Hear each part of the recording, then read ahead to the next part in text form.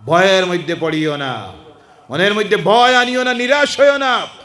উহুদের ময়দান থেকে যখন আল্লাহ রাসূলের সাহাবীরা আক্রান্ত হলেন, 70 জন বিশিষ্ট সাহাবী শহীদ হয়ে গেলেন। সাহাবায়ে কেরামের মনের মধ্যে একটু মনোবল দুর্বল হয়ে গেল, এইভাবে যদি আমরা মরতে থাকি তাহলে তো ইসলাম শেষ হয়ে যাবে। আল্লাহ আয়াত নাযিল করে দিলেন, নিরাশ হইও না, মনোবল হারাইও না, মনের মধ্যে ভয় আনিও না, বিজয় তোমাদেরই আসবে। ইন কুনতুম মুমিনিন, তোমরা যদি মুমিন হয়ে যাইতে পারো, বলো সুবহানাল্লাহ। এই সময় আমাদের জন্য কর্তব্য হলো আমরা মুমিন হব। মুমিন হইতে হইলে নামাজ পড়া লাগবনি না? না। কয়ক? আবার বলেন কয়ক?